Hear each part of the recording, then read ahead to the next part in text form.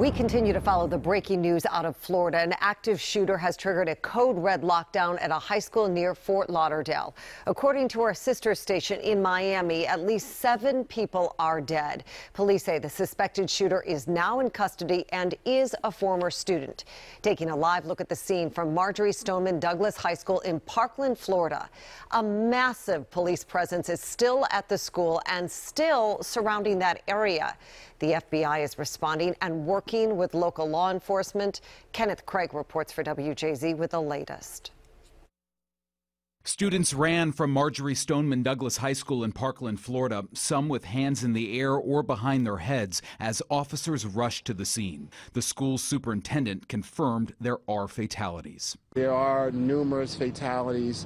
It's a horrific situation. Early reports say as many as 20 may be injured. Some of the victims were seen being loaded onto stretchers into ambulances. Frightened students posted photos on social media while they were locked down in their classrooms. Worried parents rushed to the scene. He said that he heard shot, he saw a dead body. About an hour after the first reports of the shooting, police handcuffed a young man and put him into a patrol car. That came after armored vehicles had pulled up with heavily armed officers who ran with guns pointed towards this 3-story building in the Fort Lauderdale suburb. After students filtered out by the dozens, law enforcement swept through each building to make sure everyone was safely evacuated. Kenneth Craig, reporting for WJZ. And Denise is in the newsroom with reaction from students and parents to this shooting. Denise? Jessica, several students say they were quickly rushed out of the school by teachers and staff as soon as they heard gunshots. Now, one student told a reporter at the scene that at first students thought it was a fire drill because they heard the fire alarms going off. Some of the students exited the building in single file rows with their hands raised over their heads. Parents and students spoke about the horrific scene. As soon as the fire drill got pulled, the fire alarm got pulled, and kids were evacuating, I heard 5 pops. And I was like, that's not a drill. It's like, we never did a drill like that. You hear about this all the time, but you never expect it to happen. Now, several students told reporters they had to walk by injured classmates who were laying on the ground while exiting the school. Some of them feared to be dead. Earlier, CBS News spoke with a man whose daughter was trapped inside the school. I just did my routine, kind of pick my daughter up. I see cops flying down. My wife calls me hysterical. There was a shooter active at the school. My daughter's with her friends right now, trapped in the closet. She's afraid to talk because she doesn't want to talk loud. Okay, and I'm hearing students here on the site.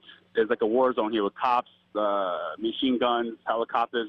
The FBI's here. Everyone's here, and they were saying that there's a guy out loose. He heard 8 shots. They're running. He was in the 1200 building. Okay, so I saw a bunch of cops running there. They told the parents to come leave. And my daughter, as of right now, she's still trapped in the closet. She's afraid to speak. I told her, don't call me because I don't want no one to hear your voice. So she's still trapped in the closet in there. However, since the time of that phone interview, CBS News has reported that the man's daughter was able to get out of the school and is safe. And this is video of parents being reunited with their children following the shooting. The Broward County Sheriff says SWAT teams are still searching the high school to make sure that everyone got out. Police say they are looking at surveillance video, trying to figure out more about this horrible shooting. Jessica? Denise, thank you. And WJZ has the very latest on the high school shooting in Florida. According to our sister station in Miami, at least 7 people are killed in the shooting. The sheriff says at least 14 are injured. He adds that the gunman is now in police custody. He's believed to be 18 years old and a former student at the school. He did have multiple weapons and was taken into custody without incident.